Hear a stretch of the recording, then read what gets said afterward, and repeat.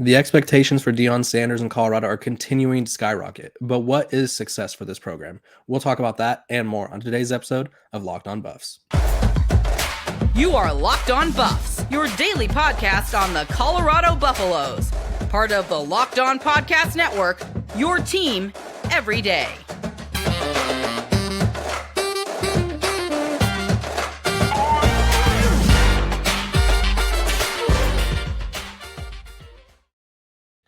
What is up, everybody? This is Locked On Buffs. I'm your host, Kevin Borba, and joining me today is a special guest, my good friend Raymond Lucas Jr. over from 24/7 Sports, their Pac-12 insider.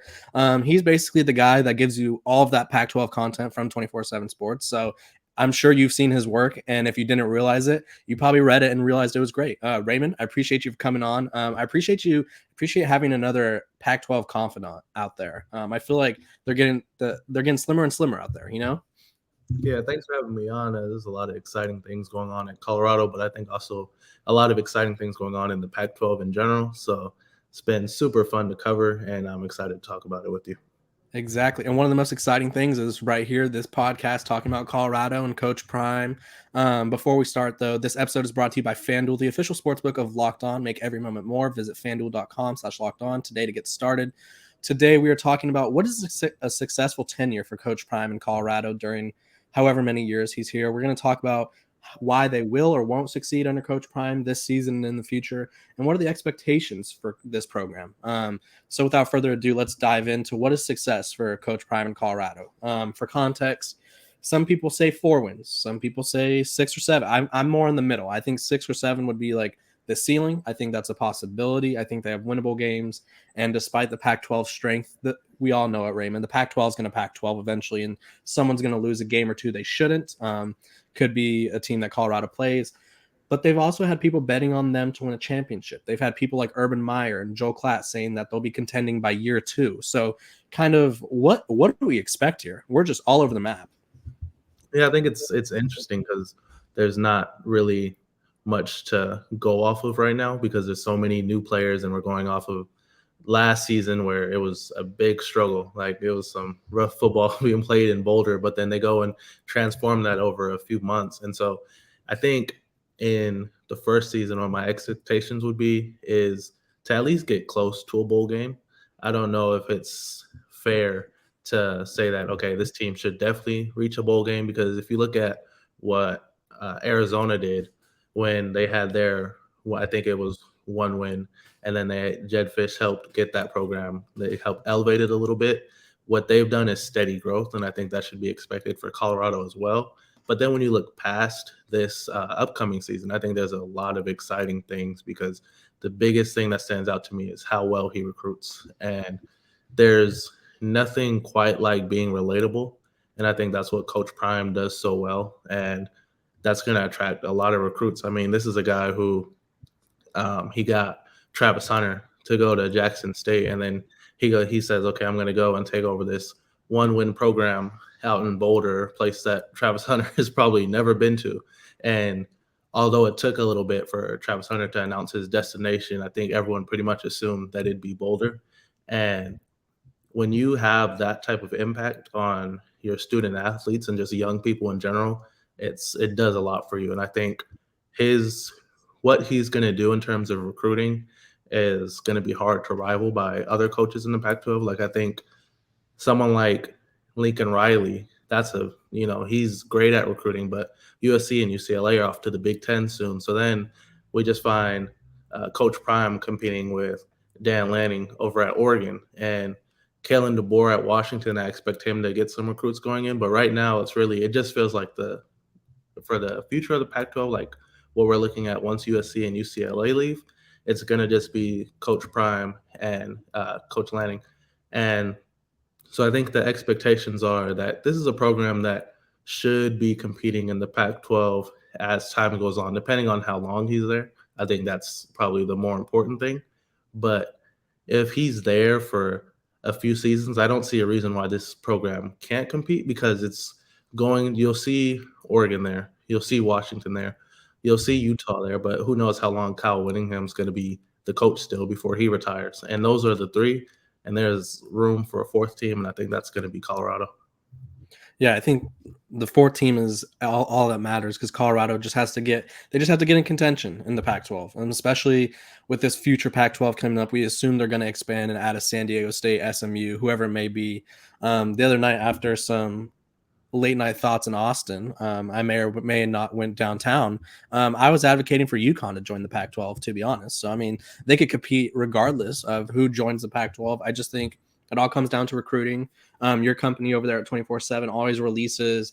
I think they're called the blue chip ratio or roster, or whatever, or where they break down all the rosters that have. Because I think you need to have a 53% blue chip roster, or your 53% of your roster needs to be blue chippers to compete for the championship. And so every year they release who has that. And I think TCU is the only anomaly, obviously making it to the championship, just out of left field. But I think the hardest part, and I want you to address this too, is what do we consider success for Coach Prime at Colorado? Because obviously at Jackson State, he took them to the championship equivalent of at that level. He won the conference. They dominated. They were far and above, better than everybody. They only struggled in the Celebration Bowl for some reason, which is like really weird. But they found success. Now he's looking to do so at a higher level. Like I said, Urban Meyer is calling for a championship. Adam Pac-Man Jones, everybody you can imagine that has ties to Coach Prime is calling for a championship. And so say he stays for 10 years, 5 years, 4 years, whatever it may be, what does success look like from him? So he eventually walks away from the program, and it's everybody's leaving eventually. I'm not saying he's going to leave Colorado. They get so mad when I say he's going to leave Colorado. It's just hypothetically. If he leaves, if and when, what is success? Is it championships? Is it just Pac-12 championships? Is it he recruited really well, kind of fizzled here and there? What do you think success would be, like realistic success? Yeah, so I think usually in this type of situation where you're kind of inheriting a program that's been struggling recently, you want to leave it better than you found it. But for him, I think he's already done that, because I think he's already shown that the right person can get recruits to come to Boulder, and that's a big deal. And so if he is to leave, I think the expectation for fans, like for who the next hire would be, they'd want someone that they know can recruit. But in terms of what success will look like for him, I think reaching the Pac-12 championship is going to be tough, just because, like we said, Oregon and Washington and Utah, those programs have been building for quite some time. So to play catch up like that, it'd take outstanding coaching, outstanding recruiting. I mean that's possible, but it'd take a lot. But I think if you're flirting with those teams, if you're getting to the point where it's like, if you're not making the Pac-12 championship game, you're getting really close, you're playing in bowl games every year, that's a really big deal, because sometimes there's only so much you can do in a situation. Like if a coach was to go and take over Washington State, there's kind of a cap on how high he could reach. Like your success at Washington's going to be higher than what you could do at Washington State, or your success at Oregon's going to be higher than what you can do at Oregon State. In Colorado, it feels like they're above what Washington State and Oregon State is, mainly because of Coach Prime. But it's just hard to make that next leap, because just history and how many guys, like there's so many players that are going to Pac-12 schools that they have ties with the program. Like if you look at Jaden Rashada at Arizona State, a big reason why he went there is because his father played for Arizona State. And so it's like success, when you're having success, like it makes recruiting and all that so much easier, because you're producing players to the NFL or just producing star players. But so when you look at success, I think if they're getting close to a Pac-12 championship, that's like a really big deal. If they're winning Pac-12 championships, I don't know how long he'll be at Colorado, because there's going to be like some big programs in the SEC where, those are kind of where all his ties are, that are going to really want him. But yeah, I think getting to Pac-12 championships or getting close to them, you don't necessarily have to win it to have success at certain programs. Okay. So I'm going to make you do an over or under before we move on. Over or under, we'll just go 1.5 Pac-12 championships, and then over under a half national championships. I don't see a national championship. I think a Pac-12 championship, it feels that feels like an attainable goal. I don't know if I have an over and under for it, but Okay, fair enough.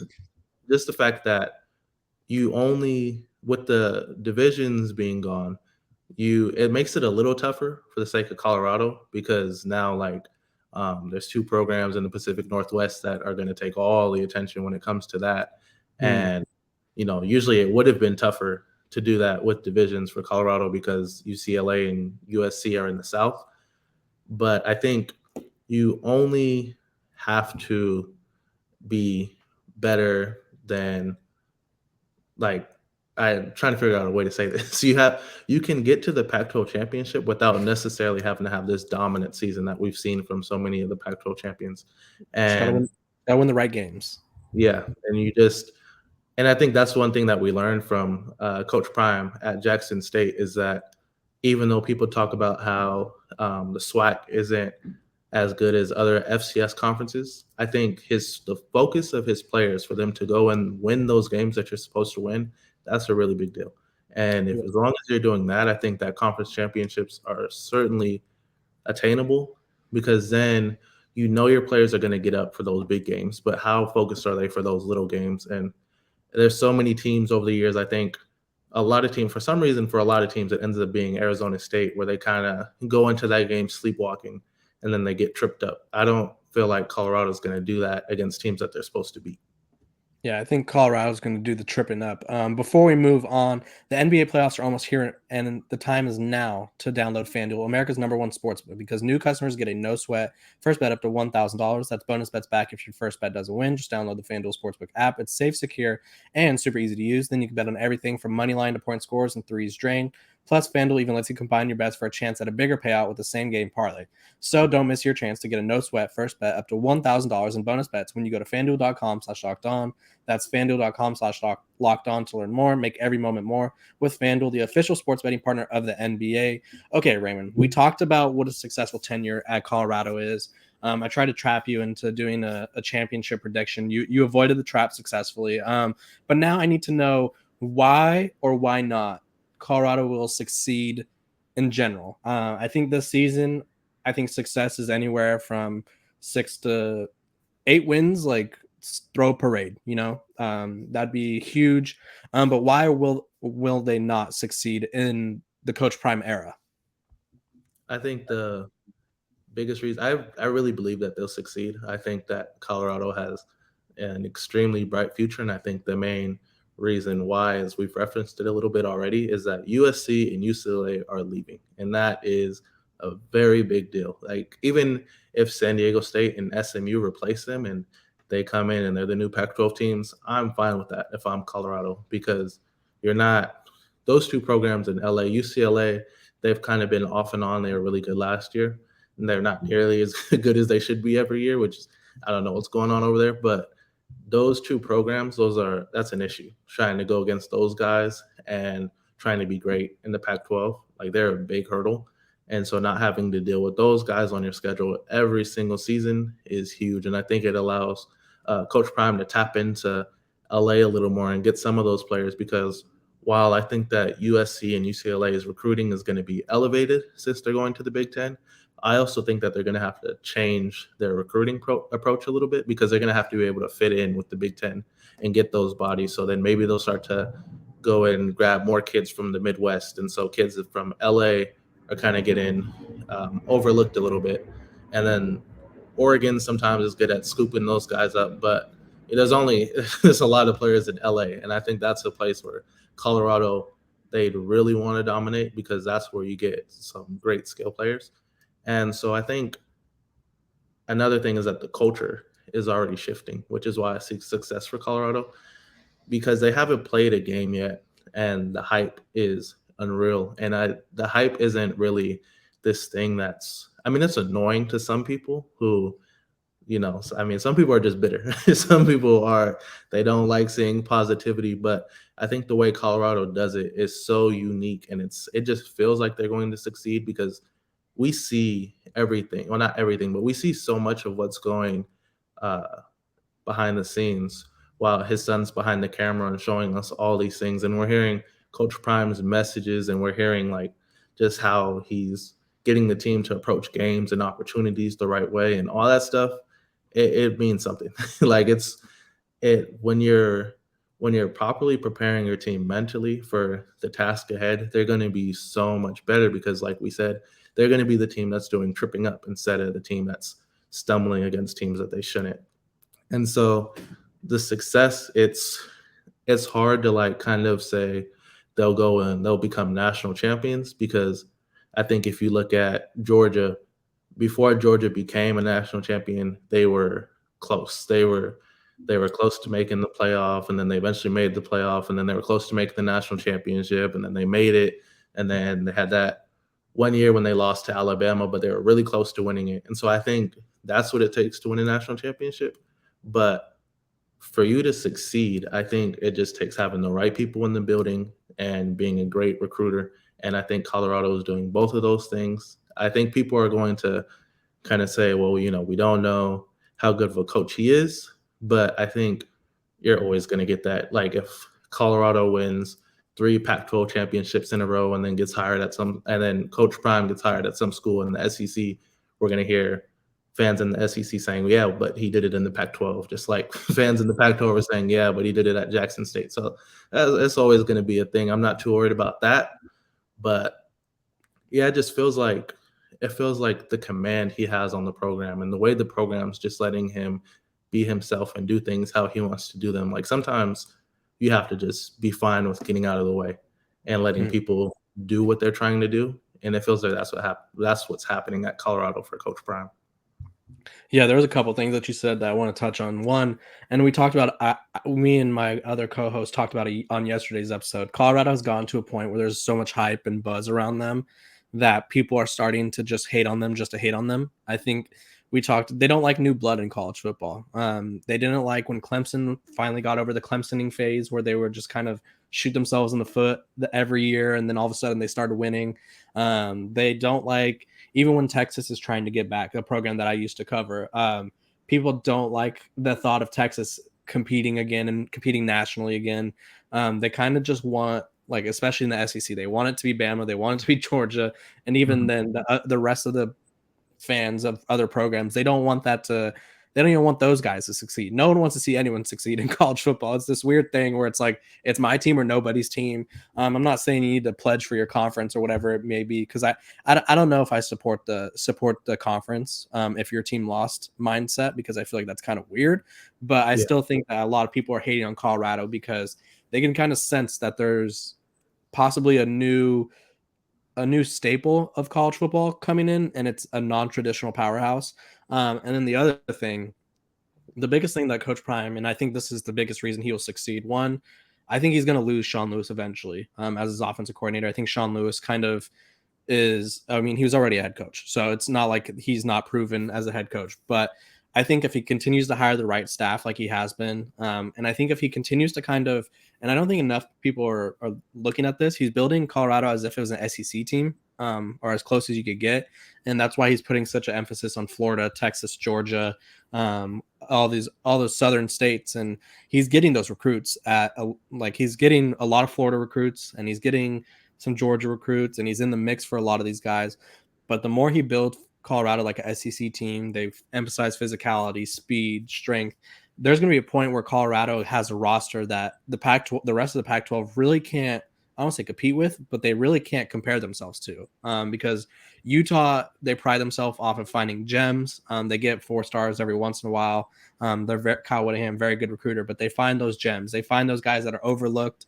Oregon is the only program that can recruit equally, and I think Dan Lanning even emphasized that he wants to recruit like a SEC program. And so for Coach Prime to already be doing that in year one, I think that just kind of shows the sky's the limit, because they're working with no proof at Colorado. Like, he got all these transfers, all these recruits with no proof of evidence, if you will. Like, obviously Jackson State was there, but no tangible Power 5 proof yet. And so I think his recruiting, his coaching staff, and then his ability to connect, I think that's another reason. We had one recruit tell us he's the coolest coach in America, and I think he just is going to lean into that. And I think having his son's company kind of always broadcasting what's happening, and they're going to have another documentary coming out, I just think he's accessible. And I think that really is something that kids these days enjoy. And so, yeah, I think that'll be a really exciting aspect of the Coach Prime era that we will see. Before we move on to our last topic of the day, I want to thank you guys for making Locked On Buffs your first listen today. For your second listen, check out a brand new podcast, Locked On College Basketball. Experts Isaac Shad and Annie Patton bring you everything you need to know on and off the court, plus hear from big name experts, coaches, and players throughout the basketball landscape. Locked On College Basketball, available on YouTube and wherever you get your podcast. Okay, Raymond, expectation time. I need a number. I can't have just, they might do good if they recruit. I need a number from you. So I'm going to trap you this time. We'll go expectations for year one, over under 5.5. And then expectations for the whole tenure.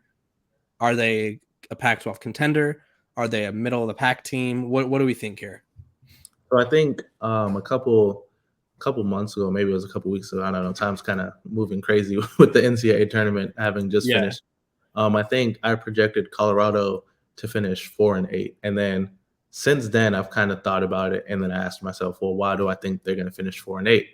And I think I went with the assumption that they're going to lose to TCU and the assumption that they're going to lose to Nebraska. And then I found myself thinking, well, why? Is it because Colorado won one game last year? And I'm thinking of how Colorado looked when they played TCU and the fact that TCU went to the national championship.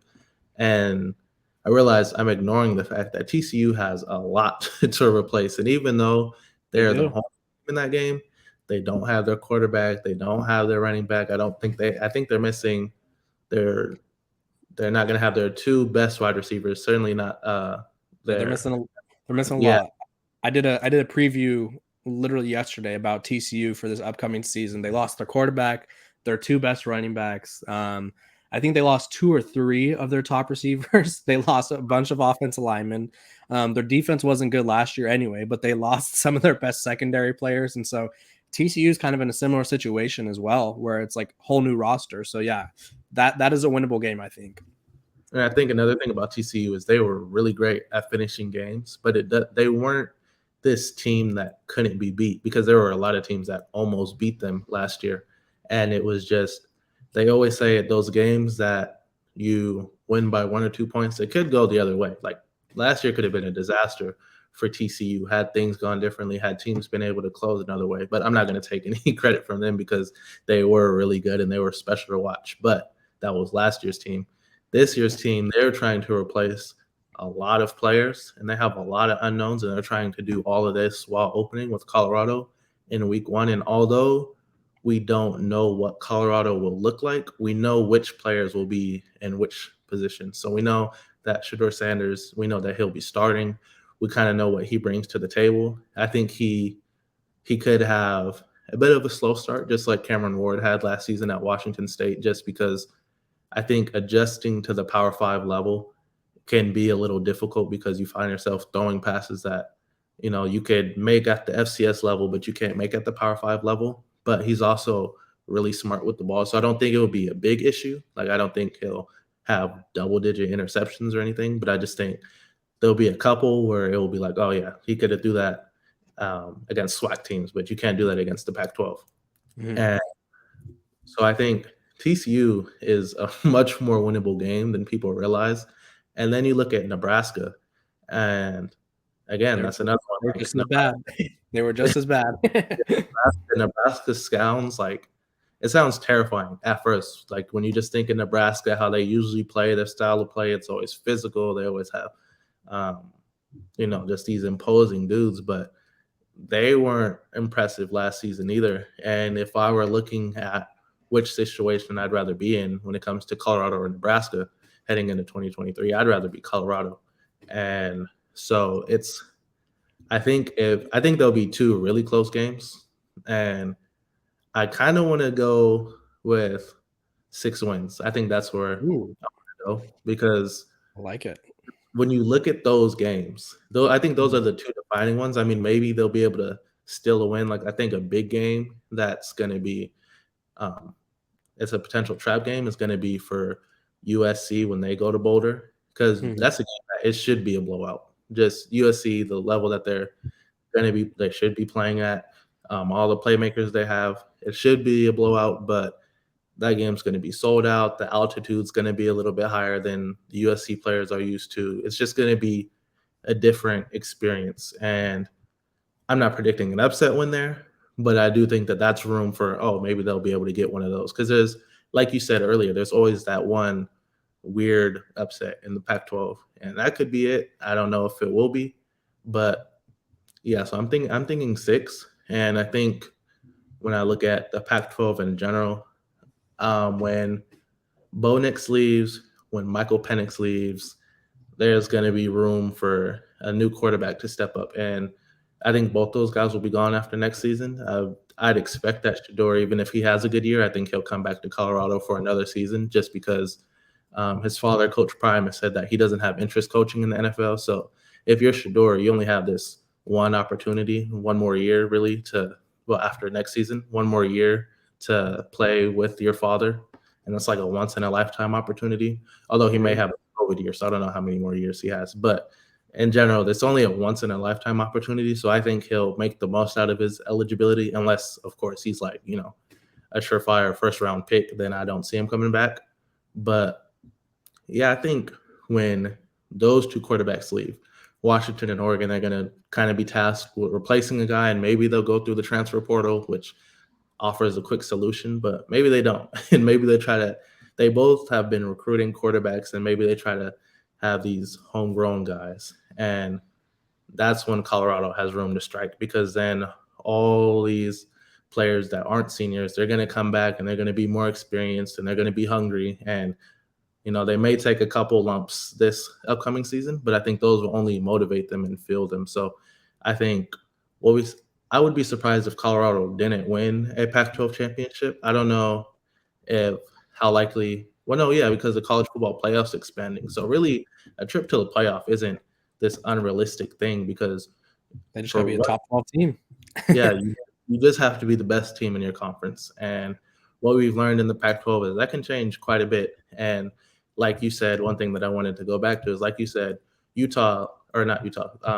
Colorado is recruiting like an SEC program. And one thing that we learned in the Pac-12 is that physical teams, they usually have a lot of success, because that's what Utah has done, and that's how they've kind of grinded into being back-to-back Pac-12 champions. And Oregon, when they're really good, they're really physical. And Washington, when they were really good, they didn't necessarily run the ball with these big physical backs, but they were really physical on defense. And so all those types of things that you get them from recruiting SEC type athletes and players from those regions. So Colorado's definitely going about it the right way. I'd be surprised if they didn't win a Pac-12 championship. I think it will take a couple years, but this season, I think 6-6 is definitely doable. And at worst, I think 4-8, because I think they showed last season that, first of all, they could beat California. And so they're good enough to at least win one game, which it didn't feel like that at times. But the fact that it shows the mindset of the team, because it was bad. It was, things were going rough this season. But to know that you have all these fans that are packed into this stadium, and they're rooting you on, and you're like, okay, we have this opportunity to go and beat California, and to actually do it, I think that said a lot about that program. And I think although there's been a lot of transformation in the roster, some of those guys are still in that locker room. And so I think I don't have the schedule right in front of me, but they play Stanford, correct? Yes, they do. Yeah, Stanford, and then I know they have California on the schedule again. They have Colorado State. These are games off the top of my head that I know are winnable for them. Colorado State, Stanford, I believe Cal. I know for a fact they have UCLA, who I think a lot of people are expecting a lot from UCLA, but their quarterback situation worries me. They're counting. I think UCLA is 6 or 7 win team. Yeah, I think they're gonna steep decline, and so there's winnable games out there. I went through the schedule and I kind of counted 6 or 7, counting one upset. There's just they have Arizona State as well. They have winnable games out there, and I think another thing to focus on too is they have the SEC build. They have the SEC staff, who I don't think it's a coincidence that majority of his staff is coming from like Alabama or some other SEC program or NFL team. I think he knows the direction he needs this program to go in order to succeed, and I think he's building that. And I think we'll see that. We'll probably see it in increments in year one, just because this is like, I keep saying this is the worst year to try to emerge in the Pac-12 because there's probably 5 or 6 teams that have legitimate Pac-12 championship hopes and legitimate playoff aspirations. And it's weird to say that there's 5 teams with playoff aspirations, but for any one of those teams, something could go completely right, and an Oregon State could be in the playoff. A Washington could be in the playoff. USC was 2 wins away against Utah from being in the playoff, or at least 1 win away. They win the Pac-12 championship, they're probably in. So the toughest year to kind of just jump in and succeed right away. But I think you and me both agree that there will be success on the horizon for this program. I appreciate you coming on, Raymond. Guys, go make sure to check him out on Twitter. I have his Twitter under his name down there, at Raymond Lucas Jr. We appreciate you for coming on. Go check out his Pac-12 writing.